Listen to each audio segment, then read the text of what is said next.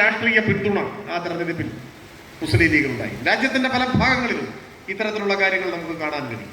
കേരളത്തിൽ ഇടതുപക്ഷ ജനാധിപത്യ മുന്നണിക്ക് നേതൃത്വം കൊടുക്കുന്ന CPIM-നെതിരായി ഇപ്പൊ രൂപീകരിക്കപ്പെട്ടിട്ടുള്ള ഈ വിചിത്രമായ രാഷ്ട്രീയ കൂട്ടുകെട്ടിൽ അതിന്റെ ഒരറ്റത്ത് ജമാഅത്തെ ഇസ്ലാമിയും പോപ്പുലർ ഫ്രണ്ടും മുസ്ലിം ലീഗും കോൺഗ്രസും മറ്റേ അറ്റത്ത് RSSും ചേർന്ന് നിൽക്കുകയാണ്.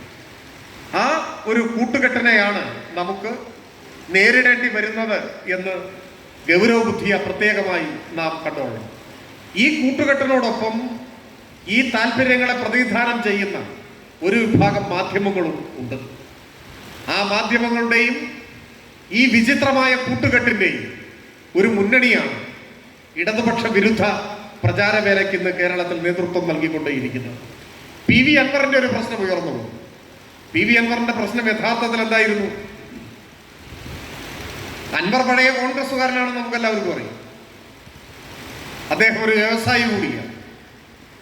വ്യവസായിയായ ഒരു കോൺഗ്രസ്സുകാരൻ.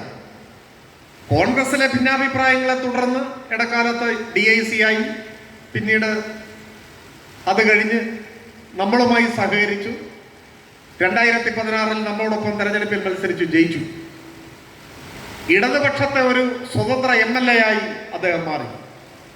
അന്നു മുതൽ അൻവറിനെതിരായ തീവ്ര പ്രചരണ യത്നം കേരളത്തിലെ മാധ്യമങ്ങളുടെ നേതൃത്വത്തിൽ പ്രതിപക്ഷ പങ്കാളിത്തത്തോടെ ഏറ്റെടുത്തു.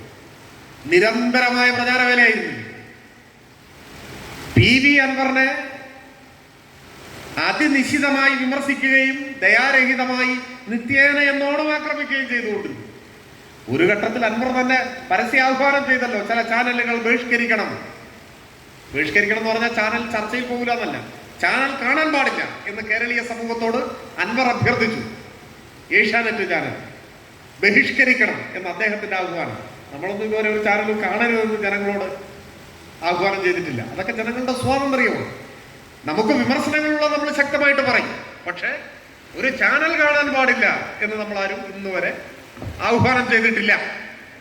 പക്ഷെ അതുപോലും ചെയ്യേണ്ടി വന്നു അൻവറിന്. കാരണം അദ്ദേഹം അത്രയും ക്രൂരമായ ആക്രമണങ്ങളെയാണ് നേരിട്ടത്.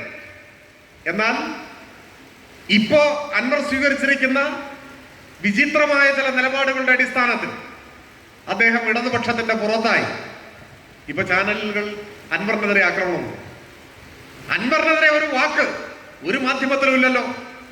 ഒരു നിമിഷം കൊണ്ട് അൻവർ വിശുദ്ധനായി മാറി. പറയാൻ പറ്റില്ല. ഒരുപക്ഷെ ഈ ഒരു പരിതസ്ഥിതിയിലാണോ അൻവർ നിലപാട് മാറ്റിയത് എന്ന് പോലും നമുക്ക് പറയാൻ സാധിക്കില്ല.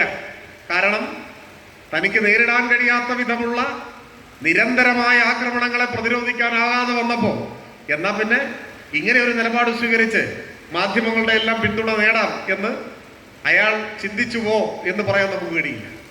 നമ്മളെ സംബന്ധിച്ചിടത്തോളം അൻവർ ഉന്നയിച്ച ഏത് വിഷയവും ചർച്ച ചെയ്യാനും അതിന്റെ മെറിറ്റിൽ പരിശോധിക്കാനും പാർട്ടിയും ഗവൺമെന്റും സന്നദ്ധമായിരുന്നു.